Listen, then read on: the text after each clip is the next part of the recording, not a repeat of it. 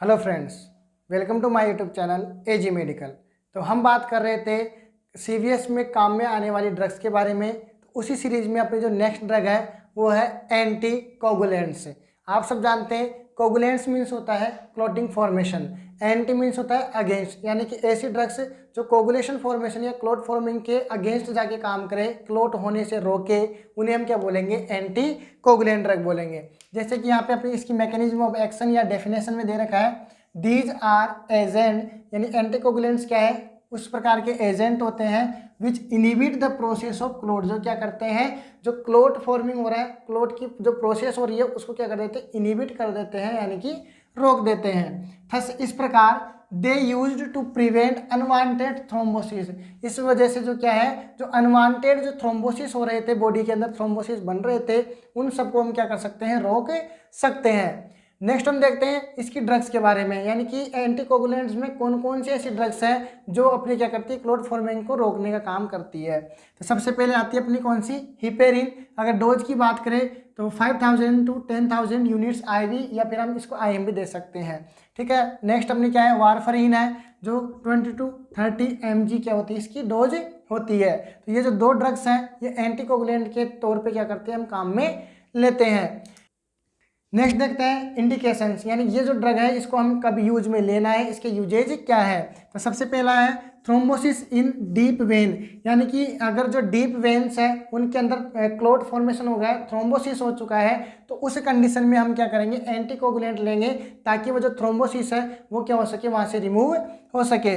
Next क्या है? Open heart surgery. अगर पेशेंट की ओपन हार्ट सर्जरी हुई है तो हमें एंटीकोगुलेंट वहाँ पे लेनी है, ताकि जो थ्रोम्बोसिस है, क्लॉट फॉर्मेशन ना हो। नेक्स्ट क्या है अपना? एंजाइना है, एंजाइना पेक्टोरिस के अंदर भी जो है हम क्या कर सकते हैं? एंटीकोगुलेंट ड्रग्स का यूज कर सकते हैं। नेक्स्ट बना है कॉन्ट्रा इंडिकेशंस, यानी कि इस ड्रग को हमें कब यूज में नहीं लेना है, या इस ड्रग को अवॉइड करना है कौन कौन सी कंडीशंस के अंदर।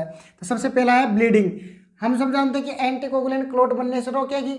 ठीक है, यानी कि इसको हम सामान्य भाषा में बोले तो जो अपने सामान्य भाषा में बोले जाता है कि खून को पतला करने वाली दवाइयाँ। ठीक है, तो ब्लीडिंग अगर पहले से ही हो रही है, अगर आप एंटीकोगुलेंट दे दोगे तो क्लॉट तो बिल्कुल बनेगा ही नहीं, तो और ज़्यादा क्या होगी? ब्लीडिंग होगी। तो इसलिए हम अगर पेशेंट को ऑलरेडी ब्लीडिंग हो रही है उस कंडीशन में हम एंटीकोगुलेंट जो ड्रग्स है उसको अवॉइड करते हैं। नेक्स्ट है पेप्टिक अल्सर। अगर आपके पेशेंट की क्या है? पेप्टिक अल्सर हो चुके हैं, ठीक है, breakdown of mucosa of stomach, जिसे हम क्या बोलते हैं? पेप्टिक अल्सर के नाम से जानते हैं, तो उस कंडीशन में भी हमें क्या नहीं देना? एंटीकोगुलेंट ड्रग का यूज नहीं करना है। अगला है हाइपर सेंसिटिविटी। अगर पेशेंट को ये जो अपनी वारफरीन है या हिफेरिन जो ड्रग्स है इनसे अगर एलर्जी है, उनको हाइपर सेंसिटिव एनाफाइलेटिक रिएक्शंस हो रही है, तो उस कंडीशन में भी हमें क्या करना है? इसको अवॉइड करना है। नेक्स्ट है अपना कोगुलेशन डिसऑर्डर, यानी कि पेशेंट को अगर ब्लड क्लॉटिंग से रिलेटेड किसी प्रकार का डिसऑर्डर है पहले से ही, ठीक है, तो उस कंडीशन में भी हमें एंटीकोगुलेंट नहीं देनी है। नेक्स्ट वन आता है एडवर्स इफेक्ट, यानी कि इस ड्रग्स को लेने के बाद कुछ अनवांटेड इफेक्ट अपने को देखने को मिलते हैं बॉडी में, तो वो कौन कौन से हैं? पहला है हाइपरलिपिडीमिया, यानी कि एंटीकोगुलेंट लेने के बाद बॉडी के अंदर जो लिपिड का जो कंसंट्रेशन है वो बढ़ जाती है। अगला है हेमरेज। हेमरेज का मतलब क्या होता है कि जो है कहीं से जो अगर चोट लगे तो जो खून है वो क्या होता रहेगा? बहता ही रहेगा, तो उस क्योंकि ये जो एंटीकोगुलेंट क्लॉट तो बनने नहीं देगी, तो ये जो क्या है? हेमरेज की कंडीशन हमें देखने को मिलती है। अगला है नोजिया, यानी कि जो पेशेंट है उसका जी में चलाना, जिसे हम कह सकते हैं जी में चलाएगा। इंसोमनिया, यानी कि जो पेशेंट है वो प्रॉपर मात्रा में नहीं जो प्रॉपर है वो स्लीपिंग नहीं कर पाएगा, जिसे हम अनिद्रा कह सकते हैं। नेक्स्ट क्या है अपना? थ्रोम्बोसाइटोपिनिया, यानी कि जो है थ्रोम्बोसाइटोपिनिया की कंडीशन देखने को मिल सकती है।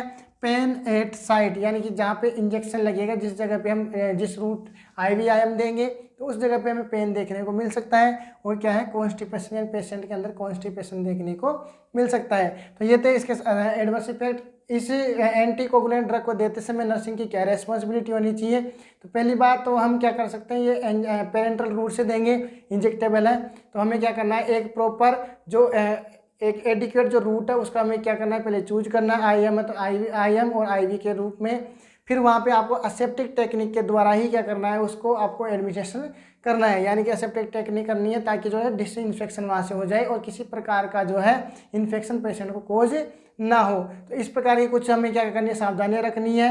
अगर आपको ये वीडियो अच्छी लगी है तो लाइक शेयर और सब्सक्राइब जरूर करिए। मिलते हैं नेक्स्ट वीडियो में। Thank you for watching this video.